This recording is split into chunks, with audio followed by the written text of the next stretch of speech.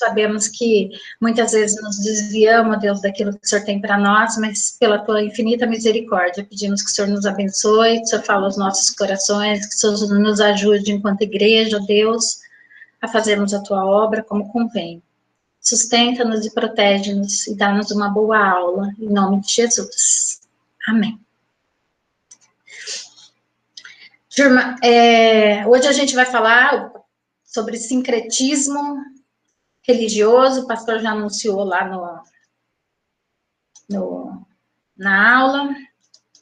Opa, compartilhar, depois no primeiro.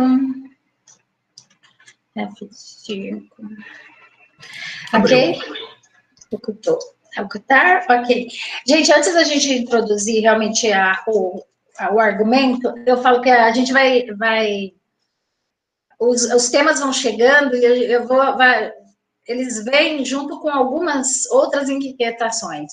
Há uma semana e meia, mais ou menos, eu leio os textos que é da reunião de oração da manhã. E terminou Esdras na outra semana. E no dia que eu li esse texto, eu fiquei tão apavorada com ele, eu não sei se vocês já viram, em Esdras 10, o povo, ele se desviou tanto, e eles se casaram com estrangeiras de outros povos, e Israel se desconfigurou completamente. E aí o profeta faz um desafio, e eles dizem em Esdras 10:3, agora, pois, façamos aliança com o nosso Deus, de que despediremos todas as mulheres e os seus filhos, segundo o conselho do Senhor, e dos que tremem ao mandado do nosso Deus, e faça-se segundo a lei. E aí depois a gente acompanha o restante do texto, lá no final do capítulo, fala que eles realmente, com um aperto de mão, firmaram um compromisso de despedirem as mulheres, e por serem culpados, ofereceram um carneiro do rebanho pela sua culpa. E esse texto, quando eu li, me chocou bastante, e aí agora quando a gente estuda esse texto, essa aula de hoje, eu pus até essa cadeiazinha de DNA aí, por conta de que realmente, como isso vai entrando e vai sendo incorporado, e a ideia é isso, que chega uma hora que você existe uma reconfiguração, e neste momento aqui de Esdras, especificamente no capítulo 10, existe uma ordem de Deus via profeta para que eles quebrassem aquele ciclo. E aí eu achei muito radical a gente, enquanto mulher, né? Assim, puxa vida, pegar as mulheres e os filhos e dar tchau para eles. Mas foi uma medida extrema de dizer assim, olha, vocês se desviaram a tal ponto que todos os costumes deste povo foi introduzido dentro de Israel. Então, a gente, quando discute isso, fala assim, existia uma ameaça eminente naquele momento. E hoje a gente, então, vai discutir sincretismo religioso e olhar o que nos ameaça, qual é a configuração do nosso tempo, tá? Quem assistiu esse filme, acho que o Rafael é mais novinho, não sei se ele lembra. Você assistiu, Elton?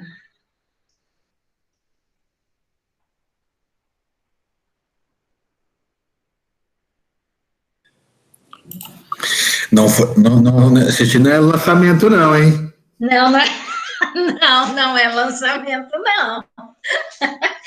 É só um pouquinho, velho. Você assistiu? O único filme brasileiro que ganhou a Palma de Ouro em Cannes, acho que é o único filme que teve prêmio mais expressivo do Brasil. Teve os indicados ao Oscar, mas ninguém ganhou nada, só realmente o Pagador de Promessas. E o Pagador de Promessas, Valdemar, você assistiu? Assisti.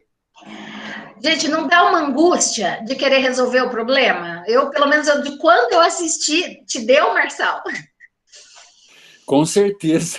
O que a gente faria no papel do padre lá? Dava vontade de pegar no pescoço daquele padre lá e falar assim, ó, deixa ele pôr a cruz aí, pronto, final. Exatamente. Resolve o problema. Mas essa é a Bárbara ou não é? Olha, eu falo assim, eu sofri muito, muito, muito nesse filme. Porque eu falava assim, gente. Só que quando a gente olha, se a gente pensar, depois no final a gente fala assim, Padre Olavo estava certo ou estava errado? Sei lá, né, diante da situação do entorno, do caldo entornado, a gente nem sabe quem tem razão no final. Exatamente. E eu falava assim, de um lado você olha uma pessoa com um coração extremamente sincero de dizer eu devo, eu preciso pagar. E o outro diz, aqui você não paga, porque você não deve para cá, você deve para um outro lugar. Então, tá aí o diálogo, né? Mas, padre, eu prometi levar até o altar mor essa cruz. Eu preciso cumprir essa promessa.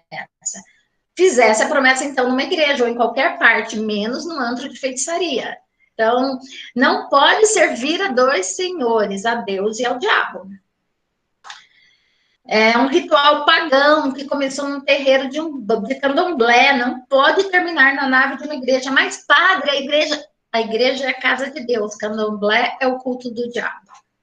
Padre, eu não andei 7 léguas para voltar daqui. O senhor não pode impedir a minha entrada. A igreja não é sua, é de Deus. Ainda bem que não era o pastor Carlos Eduardo. A igreja não é sua, é de Deus. Vai desrespeitar a minha autoridade? Então, o senhor e Santa. Entre o senhor e Santa Bárbara, eu fico com Santa Bárbara. Com o pastor não ia acontecer isso, mas aqui que é um conflito. É um conflito. E é um conflito que é uma expressão desse sincretismo. Então, no coração dessa pessoa, ele via a Yansan como Santa Bárbara. Então, ele prometeu para a mesma santa. E essa é realmente a questão do sincretismo. E aí a gente vai e fala, então, olha isso. Quando eu assisti isso, gente, eu tinha uma vontade de ir lá e vamos resolver. Por mim, eu teria, no começo, eu falei, deixa ele entrar, deixa ele entrar. E aí, quando a gente vai lendo essas coisas, fala, como é que o sincretismo se estabelece? Como que a igreja torna-se uma igreja sincrética? Aí, isso aqui para mim não é um problema, isso é um dilema. E dilemas são impasses, né? Então, quem mais tiver aí que não tiver assistido, realmente eu falo, olha, na minha cabeça eu lembro da minha angústia até hoje, e olha que faz tempo, hein, gente? Vamos sem discutir nossas idades, mas faz tempo esse filme. Você sabe de que ano que ele é? Eu não olhei, Marçal. Eu acho que é 57 ou 8. Nossa, bem longe, bem atrás. Acho que é por aí, por aí. Eu não Mas tenho tanta segundo certeza. Google segundo o Google é 62. Segundo o Google é 1962. Então, nem tinha nascido. Nem tinha nascido. Eu acabei de procurar aqui. Na realidade, é o ano que minha mãe nasceu, inclusive. A Glória Menezes, acho que é um dos primeiros papéis dela em cinema. Ela era bem novinha, bem mocinha. Então... Mas, o Marineide, igual a esse dilema aí, várias vezes aconteceu alguns probleminhas relativos àquela prática que tem da lavagem das escadarias de igreja. Aqui em Campinas mesmo houve problema entre o bispo e as baianas lá. As baianas não. Verdade. Em Ilhéus acontece muito, já virou... Então tem um conflito. Tem alguns padres e bispos que deixam, outros que não deixam. Lá em Salvador, né? Lá tem que acontecer. Então, lá tem menos problema. Mas, assim, em outras cidades, onde tem essa mesma prática, há um problema, realmente, dessa questão, né? Quem está lavando, para quem está lavando. E, então, tem esse problema aí que é recente, né? Ele continua, né? Ele continua, ele já vem aqui. Esdras está num impasse desse. Falou, gente, a gente está aqui misturando as coisas. Eu acho que nós nos perdemos de alguma forma. E aqui o que fez, e que eu acho que é o caso aqui, ele cortou de uma forma. Para mim, aqui é mais extremo do que nesse caso aí do pagador de promessas, né? Porque aqui gera um problema social, né? Porque pega todas essas mulheres que são estrangeiras e que estão deturpando a religião judaica, os costumes do povo, e diz para elas, ó, vão embora, porque o problema é quase como pegar Jonas e jogar no mar, né? Então, assim, ó, o problema está em você. Então, de acordo com... Alguém ia falar? Não, eu só lembrei aí que se você vê na cultura judaica, judeu não é filho de pai judeu, é filho de mãe judia. Isso é interessante. Então, é aquele detalhe, esses aí não eram judeus, não era mãe, não era judaica. Então, nós estamos separando lá. Né, que onde a patriarcal é o pai que puxa o nome, não, era a mãe. A judaica é a mãe. Bem lembrado. Então, a gente continua puro aqui, a gente despediu tudo que era problema, né? Eles não fazem parte.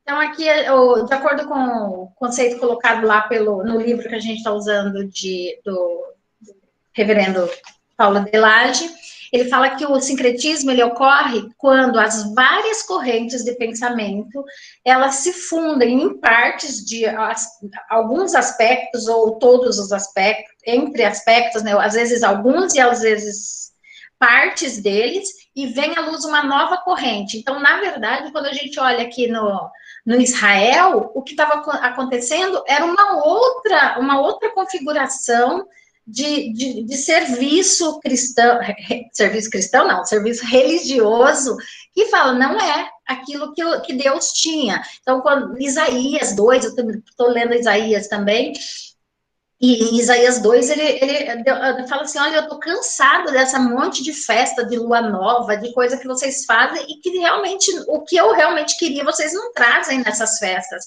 que é essa adoração verdadeira, esse amor, essa adoração à pessoa de Deus.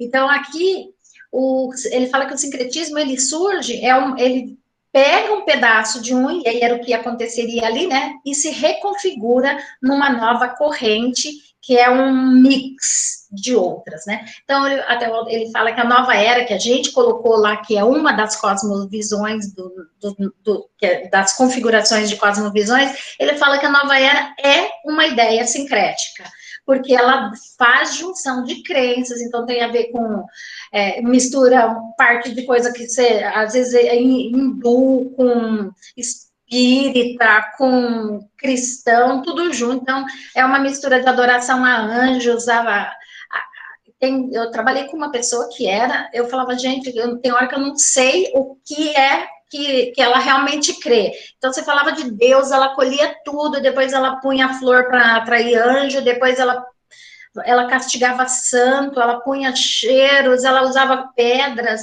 Eu falava, não sei o que essa pessoa... Então, essa pessoa crê realmente. Então, fez uma junção. Então, ele fala que a cosmovisão da nova era é um sincretismo, que fez uma combinação de várias outras manifestações e deu origem a essa forma ou expressão de culto, tá? Então, ele fala que não é, que a diferença, o sincretismo não é uma compreensão de que todos os caminhos levam a Roma. É a compreensão de que todos os caminhos vão se fundir em um só, o qual levará a Deus. Então, na verdade, quando fala, o sincretismo é uma mistura e diz, ainda assim, nós estamos, e não é que cada um está indo por um caminho, não, esses caminhos, eles vão se unir e levar a Deus. Então, é como se, na composição, então, é uma terceira, às vezes quarta, às vezes quinta coisa, que a gente entende que juntando tudo isso, então é uma nova corrente por isso, porque não todos os caminhos levam a Deus, aí então eu posso ser espírita, o outro pode ser católico, o outro pode ser importante, ele vai chegar a Deus. Não é isso que o sincretismo diz, ele faz uma combinação e essa combinação levará a Deus. Tá? Não é coisa nova, então eu queria até pedir esse texto também de Oséias 2:13, a gente vai ler, então se alguém puder deixar ele aberto, o Esdras eu já mencionei, que me impressionou muito, e aqui eu peguei algumas expressões, essas frases, elas são literais, tá, do terceiro caderno do Sproul, parece professora, né, metodologia, tá ali, o jeito de pôr Sproul ali tá errado, mas tudo bem. Então, ele argumenta que o sincretismo no Velho Testamento era muito presente. Então, justamente isso que a gente estava colocando ali de Esdras, a gente vê isso em Oséias 2:13, e ele fala que Deus sempre atentou para essa tentação do povo em direção ao sincretismo. A gente olha lá, desde o dia que Moisés subiu passou os 40 dias no monte, quando ele desce, o povo já precisa se pegar em alguma coisa, tá?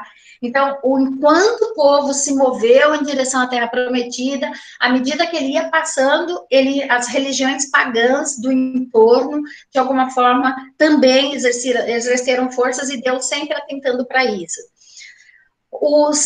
O Baal, oferecer, sacrificar até crianças, Moloque, né? À medida que a gente vai vendo os textos bíblicos, a gente vai vendo que, à medida que o povo vai, então, leva o povo para a Babilônia, daí a pouco o povo está se misturando com a Babilônia. Leva o povo para a Síria, daí a pouco os deuses da Síria estão sendo incorporados nos costumes, e isso vai, à medida que a história da igreja, do povo de Deus vai evoluindo, a gente vai vendo que parece que tem o canto da sereia, de alguma forma, em todo lugar que vai, se ouve outras coisas. Então, a lei clarissimamente diz: não terás outros deuses diante de mim, não farás para ti imagem de escultura. Então, lá, além de dizer não adore outros deuses, os textos também dizem não adorar a Deus juntamente com não adorar outros deuses juntamente com Deus. Então, não abandone a Deus, não é só isso, eu não abandonei a Deus. Ele vai falar, eu não abandonei a Deus. Mas o que você está fazendo é uma combinação que Deus reprova também. Então, eu até lembrei do teste de fidelidade que passa na televisão lá, Israel, toda vez que tinha um teste de fidelidade, de alguma forma, ele era reprovado. E aí, Oséias 2:13, se alguém puder ler, eu achei esse texto chocante também. Vamos lá. Castigá-la-ei pelos dias dos Baalins, nos quais lhes queimou incenso, e se adornou com as suas arrecadas e com as suas joias, e andou atrás dos seus amantes, mas de mim se esqueceu, diz o Senhor. Uhum. Isso aí, essas coisas, eu li um comentarista, acho que é o Bacon ou Barnes, não lembro qual dos dois, ele fala que são aqueles enfeites de correntes que prendem no nariz, aquelas coisa que enfeita o rosto. Então, o que ele está dizendo, ele fala assim, vocês se enfeitaram muito, mas vocês foram cedo, é como se Israel fosse a noiva, né, ou a amante. E aí ela fala assim, vocês se enfeitaram, mas não foi para mim, foi para seduzir outros amantes. Então, eu vou arrancar tudo isso de vocês. Então, está dizendo assim, vocês estão muito enfeitadas, vocês assumiram ornamentos, vamos falar, uma roupagem e trajes e adornos que não pertencem a mim. Eu vou arrancar tudo isso de vocês. Então, ele está ali reprovando e dizendo que ela, como a noiva, ela tinha sido reprovada, porque ela está sendo seduzida por outros amantes. Então, foi reprovada ali. E esse texto, ele é muito, muito forte. Também eu achei, vou arrancar isso de vocês, porque vocês tentam seduzir, toda essa sedução de vocês não é em direção a mim. Então, o tempo que a gente estuda, e quando eu falei para o Carlos Eduardo dessa semana, eu estava lendo, eu falei para ele, gente, Isaías foi cortado no meio, mas também os governos ouvirem o que esses profetas advertiam em termos de juízos contra as nações, era uma palavra muito dura. Por quê? Porque o povo, ele ia continuamente acomodando a fé deles com os locais onde eles estavam, com as doutrinas e práticas dos momentos em que eles vão evoluindo. Então, à medida que eles vão avançando, né, territórios, conquistando, muitas vezes eles modificavam a fé e acomodavam doutrinas e práticas, e aí quando vem Oséias fala, vai arrancar todo esse ornamento de vocês, porque não é a mim que vocês estão adorando, servindo, não é para mim toda esse amor, essa sedução de amante, não é. Então, a figura é de que está sendo seduzido por práticas pagãs, tá? Então, sincretismo, Velho Testamento cheio, profetas o tempo todo advertindo sobre o juízo de Deus sobre esse povo, mas eles sincreticamente vão incorporando. Novo Testamento, mesma coisa, parece uma sedução real, e que o Marçal estava falando, a gente continua chega aqui, então, mas vem lá, ó, à medida que o Império Grego se expandiu, os deuses gregos com os deuses nativos, então, tanto que tem, quando a gente faz como não é, né, Marçal, a gente estava falando em Ansan e Santa Bárbara, mas quando a gente pega a mitologia grega e a mitologia romana, existe correspondência nos deuses. Então, quem é o deus maior, quem é a deusa da fertilidade, quem é o deus de...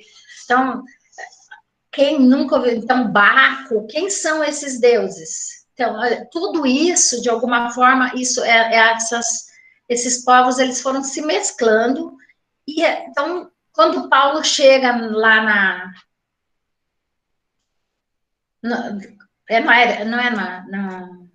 ele olha e fala que ele viu todos os deuses, né? Só vem Areópago. Hã? Atenas. Em Atenas. E ele fala, só está na minha cabeça uma palavra, Areópago, mais nada. Quando ele chega em Atenas, ele olha e fala assim, olha, gente, que não, é isso? Areópago sim. Oi? Não entendi. Oi, Marina, de Areópago sim, em Atos 17. Ainda bem que a palavra não veio errada, né? Porque eu não conseguia pensar em outra palavra. É o Areópago de Atenas, mas tudo bem, é isso aí. Então, mas é o mesmo local. Tá. Então, meu cérebro não está me traindo, porque só vinha essa palavra na minha cabeça. Então, não foi em vão. Então, quando ele chega, ele fala, gente, o que é isso? Vocês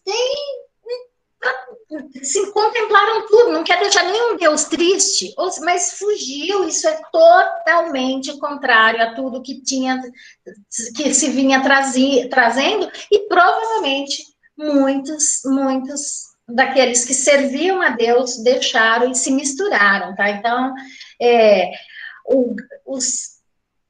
o cristianismo não passou incólume ou batido, ou ficou à margem disso, também foi bombardeado, tá?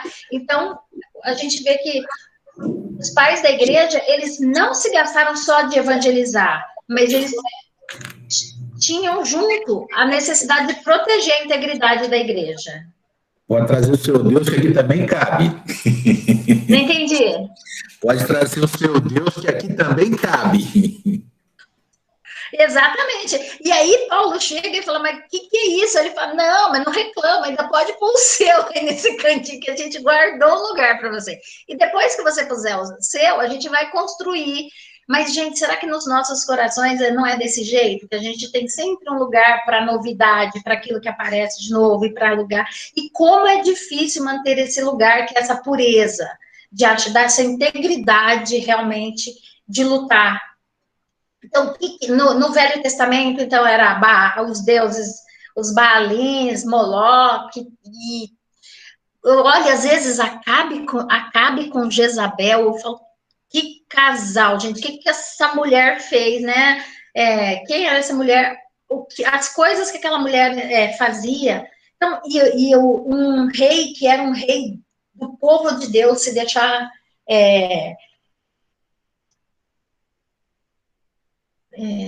ser influenciado e se contaminar mesmo, né? Então, no Velho Testamento a gente vê alguns, e aqui a gente vê que, na época,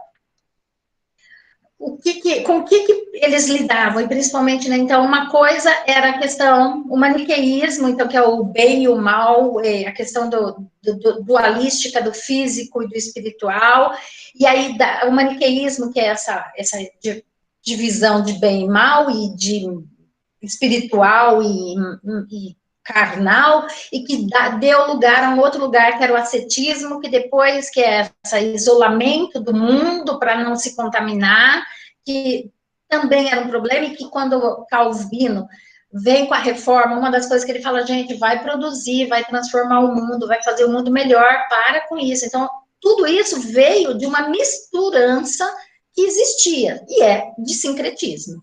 O docetismo também, o Carlos Dado sempre fala do docetismo, que era uma questão corrente da época, e aí chega uma hora que o cristão se mistura nisso e chega e gera um terceiro pensamento, né? Então, nega que Jesus teve um corpo físico, então essa era uma corrente da época, e que Paulo e que os apóstolos tinham que lidar com isso, tá?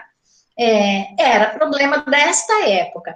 Neoplatonismo, então, combinar a religião cristã com filosofia, misturar isso com o dualismo oriental também. Então, lá no Velho, aqui a gente vai arrastando, parece que é esse lugar, Elton, que é a nossa casinha disponível, o nosso quadradinho aqui disponível para colocar mais um, ou ter ideias brilhantes e fazer novas combinações.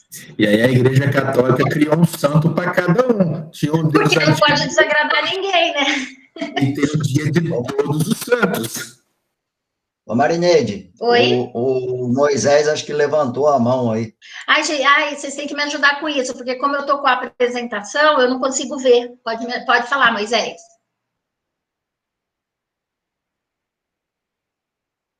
Me ajudem, porque eu não... Eu só escuto quando abre o microfone. Acho que ele levantou a mão errada. Não, eu botei a mão errada, não. Tô aqui. Fala, não, faz tempo, que na verdade, quando a gente começou a falar sobre essa questão do sincretismo, eu costumo me lembrar muito que, assim, ao evangelizar as pessoas, sempre há, por exemplo, eu sou católico, mas quando você começa a conversar com ela mistura com o espiritismo, né? Hoje em dia há muito isso, há o catolicismo e o espiritismo totalmente misturados, e as pessoas não conseguem perceber isso, né? Então, é uma coisa que hoje está enraizada, né, no nosso país, essas duas religiões aí. E levam como natural, né? Sim. Ninguém nem troca o que é. Exatamente. Lá em Uberaba, então, onde tinha Chico Xavier, então, era muito mais isso. Pois é, está enraizado mesmo, né? E lá na Bahia se confunde lá com a questão do candomblé, né? Então, isso, assim, e às vezes, vou um pouco mais longe, tá? E às vezes você vê dentro de igrejas, ditas evangélicas, a mistura também, né? É um grande perigo, né? Isso que a gente vai, depois desse slide, a gente começa a falar disso, que é como que isso aqui tudo, no nosso caso. Então, o que acontece no Velho Testamento? O povo está convivendo com outros povos. Então, assim, sem muita convicção, tudo que você ouve, como diz, aquilo vai fazer cócega no ouvido. E a gente aqui, lógico que uma forma de culto, ela tem uma herança da cultura? Tem. Então, aqui a gente tem uma herança sincrética. Então, a gente é uma mistura. Então, a cultura ameríndia, né? Então, a pagelança indígena. Então, você vai tomar um banho de ervas, você vai... tomar um chá milagroso. Chá milagroso, você vai... engolir pílulas de papel, aí você tem os afros, e a religião, os afros mesmos, quando a gente lê sobre a cultura, por que eles aceitaram de alguma forma o catolicismo?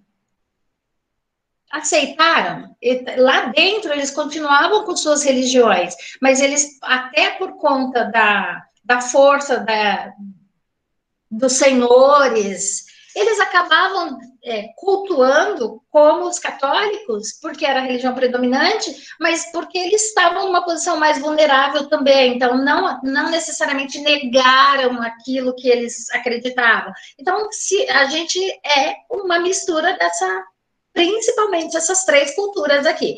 Os indígenas, os católicos portugueses e as religiões afros no Brasil têm uma formação que tem até um livro chamado O Povo Brasileiro, que vai contar muito dessa formação. Eu não lembro se é Darcy Ribeiro, não lembro se é o Darcy Ribeiro que escreve, mas é um livro desse tamanho, assim, muito interessante sobre a formação do nosso povo. E ele entra muito nessa questão das religiões afros. Então, ele fala que, mas isso aqui não foi ele que falou, tá? Eu só estou falando que tem o livro, mas aqui a gente vê que nós somos um povo que a gente é dessa origem. Essas três matrizes gerou um povo supersticioso, um povo que espiritualista no sentido de que precisa ter alguma coisa, mas qualquer coisa, talvez, e esse misticismo, eles perpassam a cultura religiosa do nosso país, tá?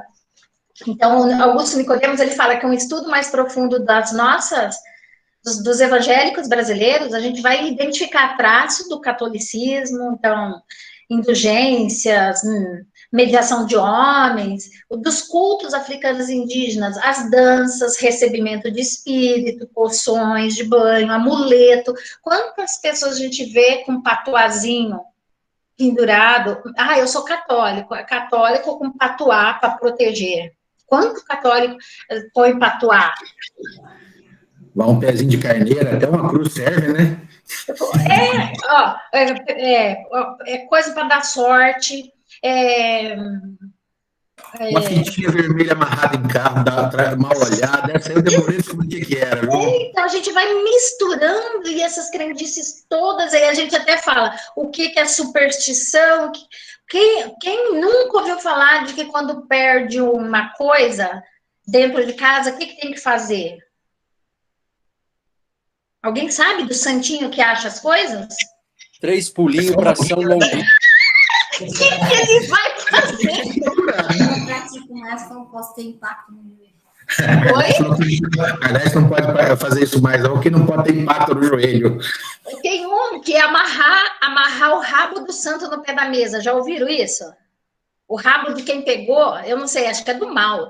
Que amarra o pé da mesa, porque o rabo dele fica preso lá e ele devolve porque ele quer se soltar. Já ouviram isso? Você amarra o pé da mesa, dá uma amarra, e aí ele vai devolver, porque ele fica preso. Você prende ele no pé da mesa e aí ele te devolve porque ele quer. Gente, eu conheço gente que fez isso, e gente de igreja, tá?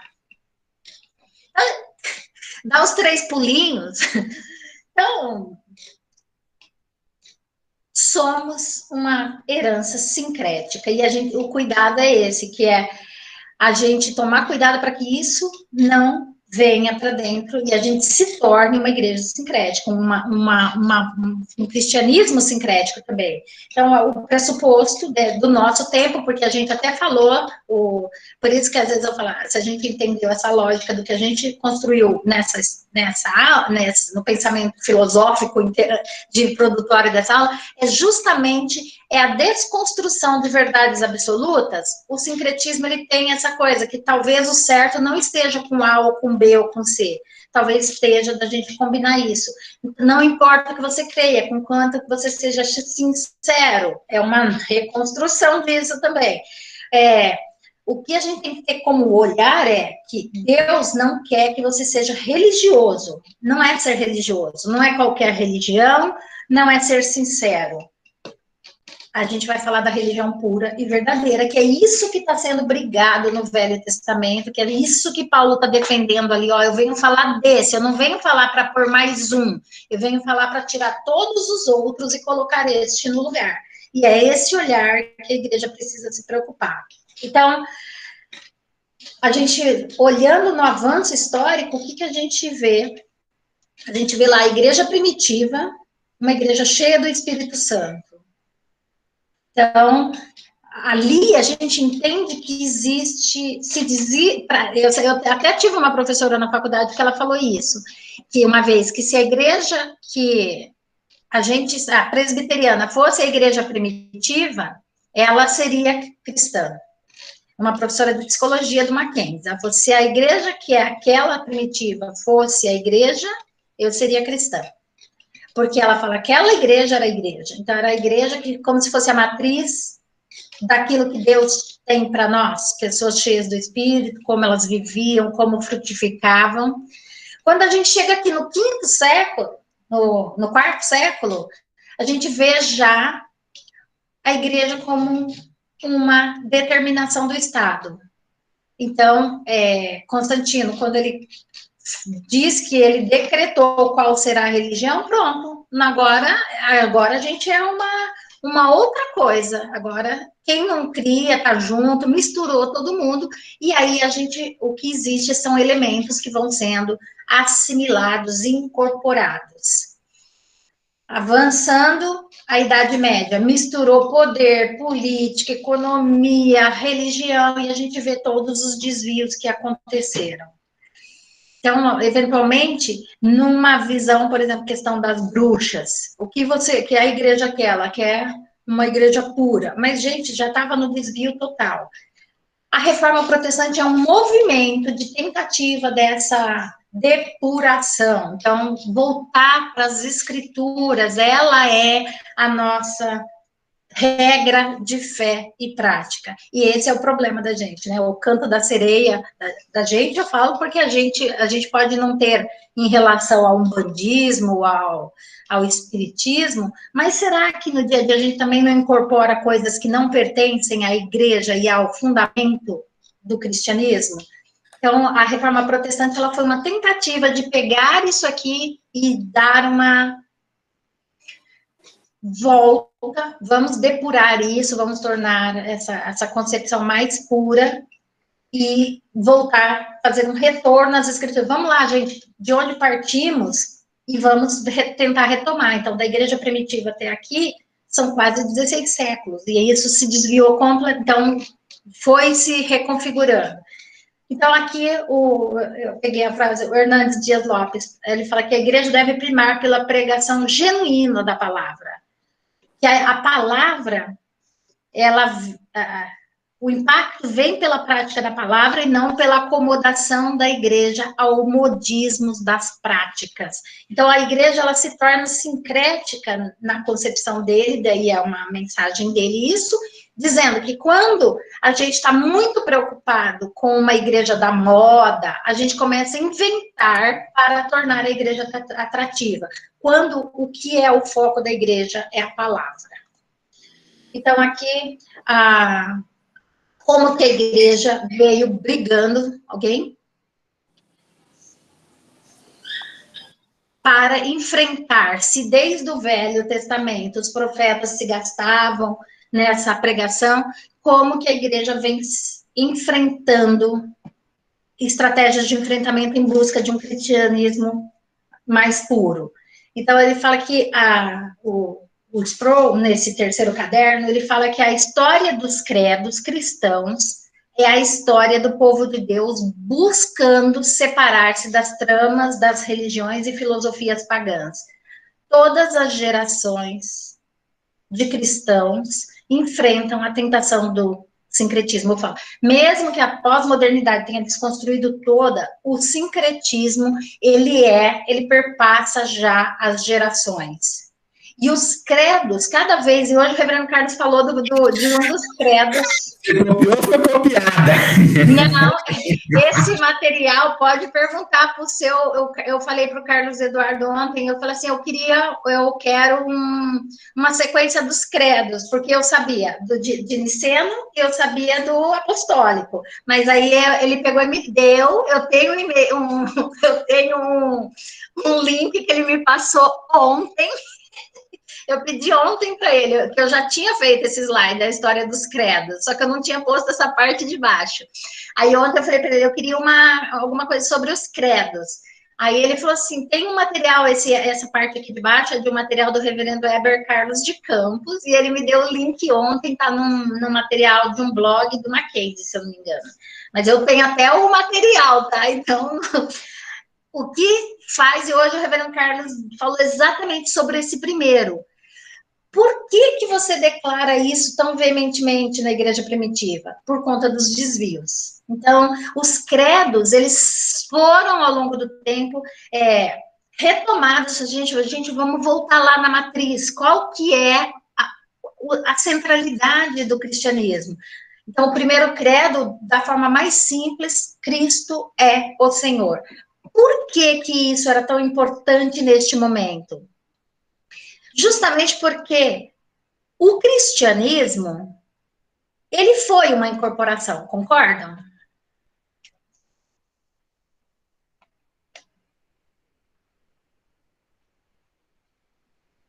Marçal, você está aí? Estou. O cristianismo é uma incorporação? É uma assimilação? Olha, do ponto de vista de religião, é claro que é, né? Certo? Certo. Se a gente for pensar no aspecto de como foram se organizando as igrejas e tudo mais, né? Mas a gente era o judeu antigo, né? Sim. Então, E ainda, às vezes, a gente... eu acho que ao longo da história do cristianismo, ela se confunde aí com as questões, né, religiosas e dogmáticas também do judaísmo e do cristianismo, né? Então, vem Jesus, ele fala que ele não veio revogar a lei, ele veio para confirmar a lei, mas algumas religiões, e isso a gente viu ou está assistindo recentemente com algumas religiões neopentecostais, confundindo o cristianismo com o judaísmo a ponto de, vou citar uma aqui, acho que não tem ninguém aqui essa igreja ou com alguma simpatia a Hélia. Lourdes. Exatamente. Então, vem o Edir Macedo e constrói o Templo de Salomão com as proporções semelhantes, mas muito maior, e fazendo essa volta aí ao judaísmo, né, tal, de uma forma assim tão forte que confunde, né? Por quê? Porque no judaísmo tem todo esse sincretismo também, né? Sim. Diferentemente do cristianismo, vai diferentemente, mas com a vinda de Jesus a gente vem. Por um outro lado, aí tem também aqueles que diz somente Cristo, né? Revogando quase tudo do Velho Testamento. Isso também é um grande erro, né? Então, nós devemos, sim, balancear... Tem até os unicistas, né? Tem até os unicistas. Exato, exato. O maior exemplo desses unicistas hoje, eu acho que é o ex-pastor presbiteriano Caio Fábio, e quem ouvir aí as entrevistas recentes dele e tudo mais, ele fala muito forte dessa questão. Então, eu diria assim que a gente tem que tomar muito cuidado com essas questões, né? Relativas à análise que nós fazemos do judaísmo e à análise que nós fazemos do coisa. Mas todos esses credos, né, que a Marilene está citando aí, realmente vem para isso, vem para confirmar. Se a gente pegar a Confissão de Westminster, 1646, você vê que ela não vem mudando nada, mas ela vem confirmando... ratificando. Então, olha aqui como, neste momento da igreja primitiva, é importante, por isso que eu falo, é o fundamento da fé, né?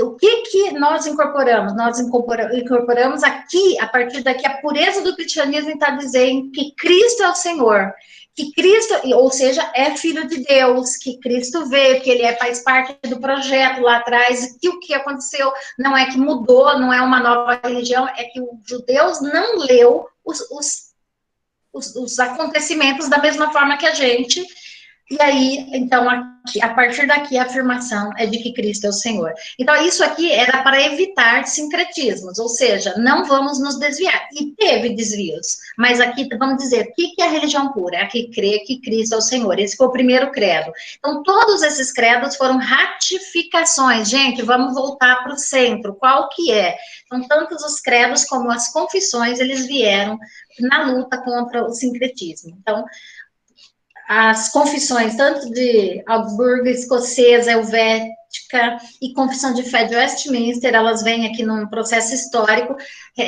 retomando esse lugar e buscando essa centralidade na palavra e em Cristo como o Senhor, tá? Então, o cristianismo moderno, ele é ameaçado por essas tentativas de combinações, uma o Marçal acabou de trazer, que é essa questão, então, assim, assimilar coisas, incorporar, voltar ao judaísmo, gente, onde nós estamos, né? Ou a questão de a gente assimila, então, objetos, Augusto Nicodemos fala práticas, por que orar no monte Deus está mais presente do que orar não sei aonde? Então, assim, como se o monte fosse, ele fala, isso é objeto mágico. Por que a gente tem que incorporar essas coisas? Ah, tem que ser. Então, ele fala, a gente vai incorporando. Então, o cristianismo, ele tem sido ameaçado por essas tentativas de combinação entre religiões, entre filosofias seculares, e aí a advertência de 2 Timóteo 4, de 2 a 5. Olha, tudo é tão contemporâneo, prega a palavra e insta, quer seja oportuno, quer não, corrige, repreende, exorta com toda longanimidade e doutrina, pois haverá tempo em que não suportarão uma igreja que prega simplesmente a palavra. Isso não tem graça, pelo contrário, cercar-se-ão de mestres segundo as suas próprias cobiças, e aí aquilo que a gente falou, né, das cosmovisões, a própria fé, ela ser centrada no Deus que eu quero para mim. Então, eu desconstruo tudo que tem e formato a minha imagem e semelhança. Então, cercar-se de mestres segundo as suas próprias cobiças, como que sentindo coceira no ouvido, ou seja, eu ouço aquilo que me interessa, e se recusarão a dar ouvidos à verdade, entregando-se às fábulas.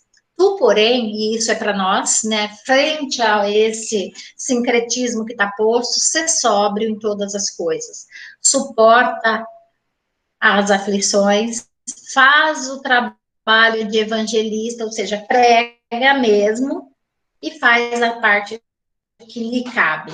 Então, o que é a exortação de Paulo para Timóteo, é a exortação para todos os cristãos do nosso tempo, para todos os líderes, para a igreja, para todos nós. Faz o trabalho de evangelista e cuidado para não assimilar, para não incorporar aquilo que não está ligado à fé cristã e fazer outra coisa que não seja. E aqui tem lá... O Rafael quer falar, viu, Marineide? Obrigada, pode falar, Rafael. Obrigado. Eu ia comentar na parte lá que você comentou do cristianismo, né? Se ele é a questão lá da religião. No começo, inclusive, era uma seita, né? Eles entendiam como uma seita, e na época logo depois que Cristo ressuscitou, e aí então que a igreja começou a ter forma, né? Toda a sociedade da época via eles como ateus. Por quê? Porque eles acreditavam num Deus que era invisível. Então, assim, a gente percebe hoje que assim, hoje se inverte isso, né? Porque na época os judeus perseguiam os cristãos, né? Por essa questão de confessar apenas Cristo, enfim, de ter ali, observar só Cristo como o seu único rei, e a sociedade também.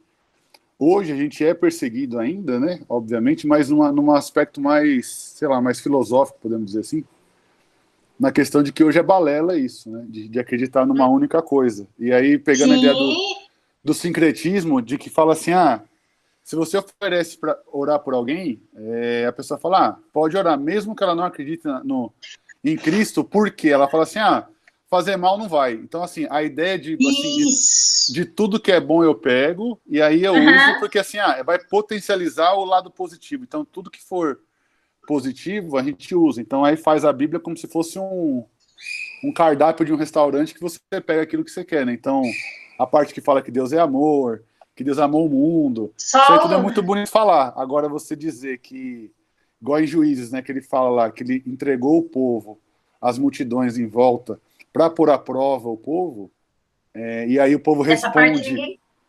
O povo lá responde com se entregando aos ídolos e tudo mais, e aí a ira de Deus veio sobre o povo, aí você fala isso, não, mas espera aí, não, mas Deus não é amor? Não, Deus é amor também, mas ele também tem a sua ira perfeita e a gente não pode esquecer Senhor também, desse aspecto, né? É justiça. Ô Marineide, hoje você está perdida porque eu estou aqui e você ficou me provocando, mas eu tenho que falar. Muito, muito legal essa observação do Rafael, lá no início, pegando os cristãos considerados como seita pelos judeus, né? Ou seja, pela instituição organizada, né, religiosa e política também da época.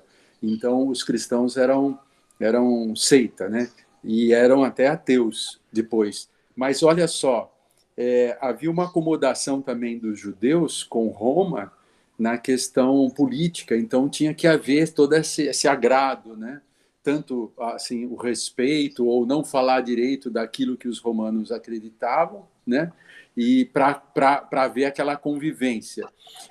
Eu me remeto, às vezes, a uma situação evangélica de hoje da mesma forma, né? Você tem que agradar todo mundo. E olha, a gente falou de algumas neopentecostais aí, você colocou até o moço do chapéu aí no slide, mas eu tenho visto, às vezes, dentro do nosso meio e até algumas igrejas presbiterianas, colocando algumas questões, como, por exemplo, vou dar um exemplo, não vou citar a fonte, mas, assim, no templo lá, ou nos cultos e tudo mais, ciência, cultura e fé.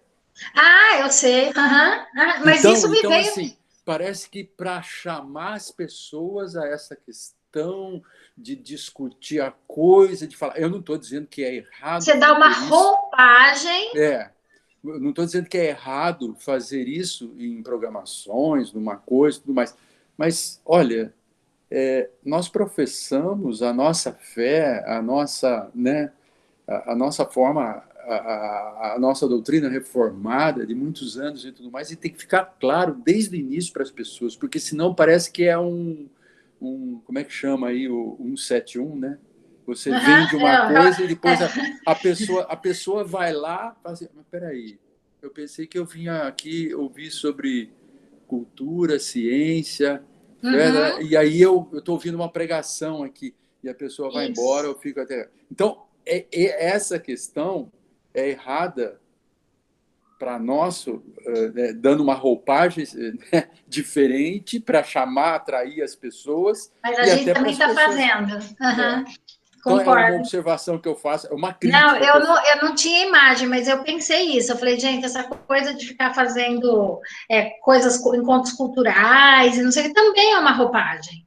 Gente, o copo d'água, eu já contei para vocês que eu já tomei esse copo d'água, mas não era o auxílio. Oi? Calma, pode falar, depois eu falo. Eu já tomei, quando eu estava na terceira série primária, eu tomei um copo d'água, eu já contei isso em sala de aula aqui, mas nem era o Alziro Zarur, porque o Alziro Zarur é espírita. A prece do copo d'água era do reverendo Luiz Carlos Pinto, com sua crença otimista que remove montanhas da Igreja do Evangelho Quadrangular. Matou a sede? Não, aprendi a fazer crochê. Porque a simpatia do sal grosso eu gosto, ó.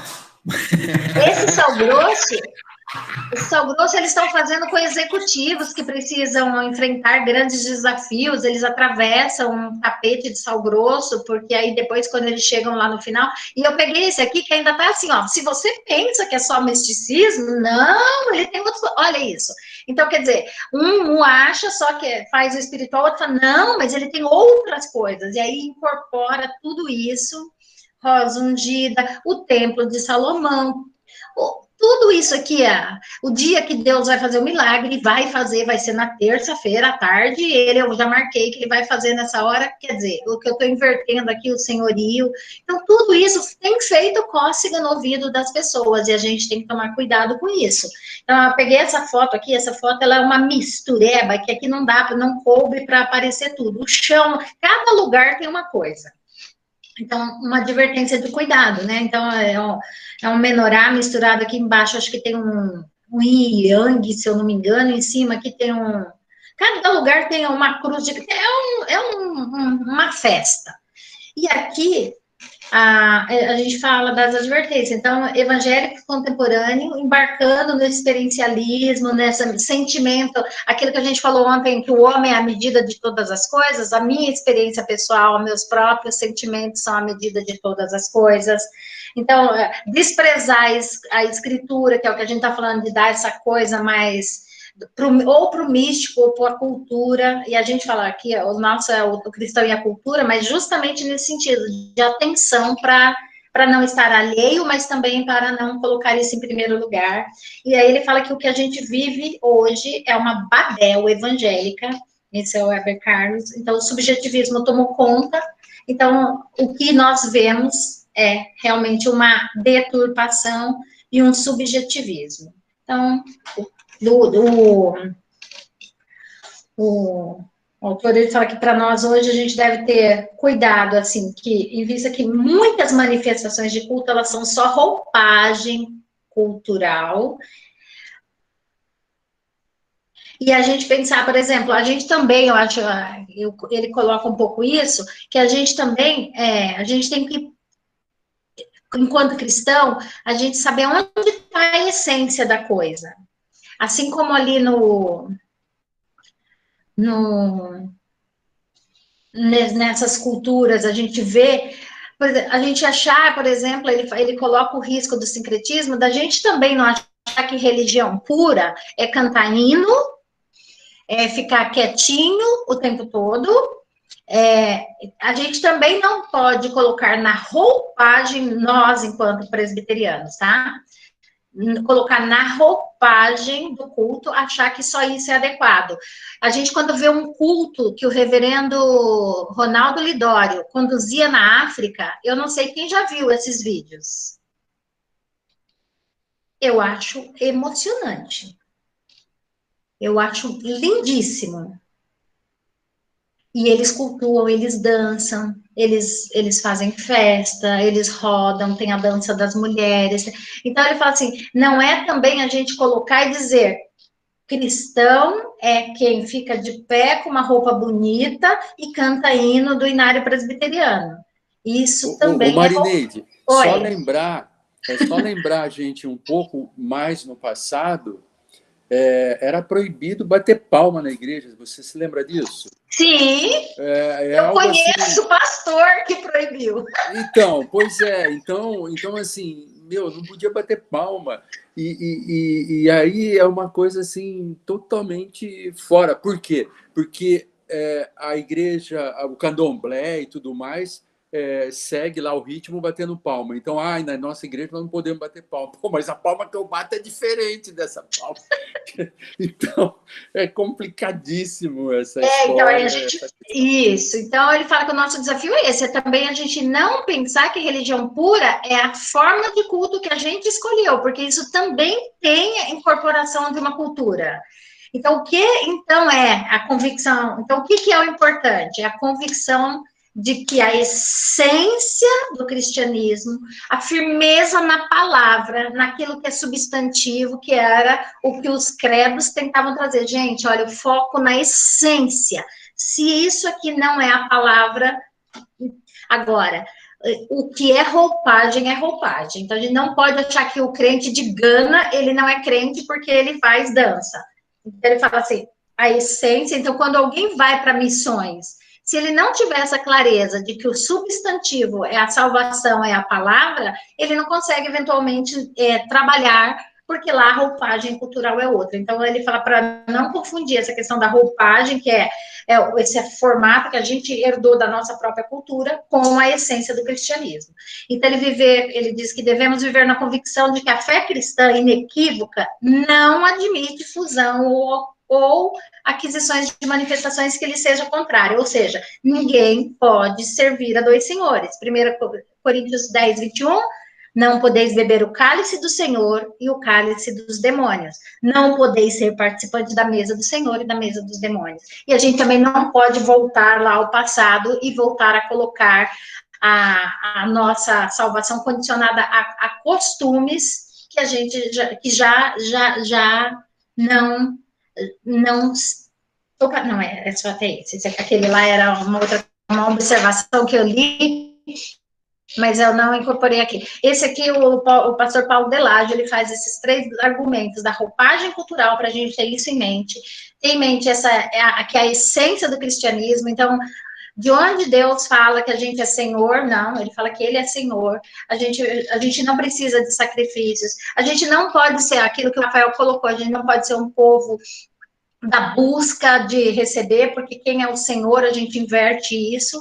Então, muitas vezes a gente está fazendo uma igreja à nossa própria imagem e semelhança, a gente está assimilando algo porque ele é conveniente para nós. Então, ele fala assim, não podeis se servir a 2 senhores ao mesmo tempo. Então, vivemos numa sociedade extremamente antropocêntrica, a criar religiões, criar novas coisas, e muito do perigo de fugir da centralidade. E é isso que o reverendo Hernandes Dias Lopes tem falado. Essa questão da pregação e não dos modismos. E aí a gente está sendo sincrético quando a gente acha que isso vai trazer as pessoas. O Espírito pode trazer a pregação da palavra, e eu acho que isso é uma coisa que tem se provado, gente. A quantidade de gente de igreja neopentecostal que está ouvindo pregações do reverendo Hernandes e do reverendo Augusto Nicodemos, centradas na palavra de Deus, estão buscando igrejas evangélicas, porque está vendo que isso aí é só para fazer coceira. E aí que realmente o evangelho puro, ele está acima de todas essas coisas. Então, firmeza naquilo que é essencial. Eu sou o pecador, Cristo morreu por mim, eu preciso recebê-lo, eu preciso, ao recebê-lo, de uma vida santificada, e eu preciso dar frutos. E ninguém pode servir a 2 senhores. Então, amar a Deus sobre todas as coisas e obedecer a palavra vai ajudar a gente a se manter mais firmes, e esse é um desafio para nós hoje. Tem outros que a nossa cultura impõe, e a gente continua o estudo na próxima semana. Não fui tão pontual como o Rafael, Elton, me desculpa.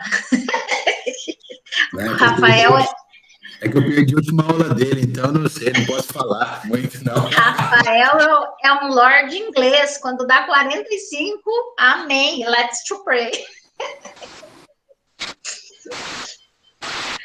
Ok, gente, então...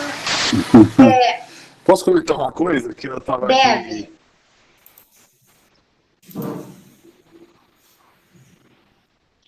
Eu acho que uma questão que a gente tem que pensar hoje, né, e aí pensando no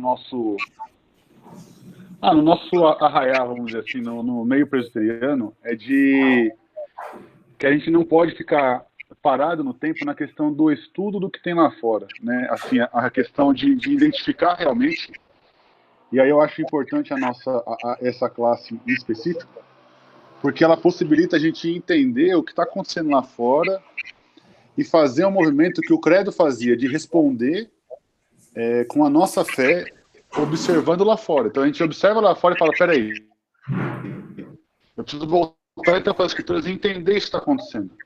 Porque não dá para a gente querer responder com o credo, e aí, assim, com todo respeito, não tô querendo dizer que os credos de trás não têm efeito, mas é observar o contexto e falar assim, eles respondiam a uma questão que tinha na época. Hoje é uma dificuldade muito grande em se falar qual que é a verdade, qual que é o... Então, assim, hoje a gente precisa buscar nas escrituras como demonstrar o que nós cremos, qual que é a verdade que a gente crê, e aí com isso a gente vai sair desse sincretismo, a gente vai se desvencilhar, porque o sincretismo está dentro da gente também, na questão dos ídolos internos, né? A gente vai ver depois o consumo, o excesso, enfim. A gente vai ver diversas culturas dentro da nossa cultura que possibilitam a gente viver num sincretismo não religioso, né? Mas que a gente faz de alguns elementos do cotidiano como se fosse uma religião também.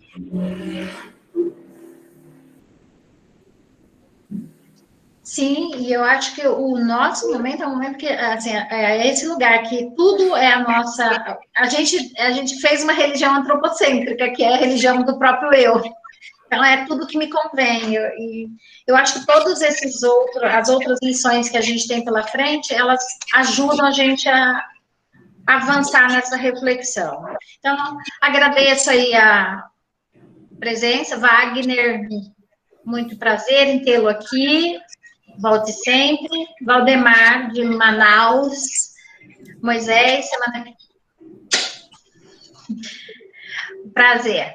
A Ana Duarte, que aceitou o nosso convite também para estar aqui. Voltem sempre. A semana que vem a gente continua na voz do Moisés, a discussão. Um o que falarás, pragmatismo. Moisés? Pragmatismo. Isso.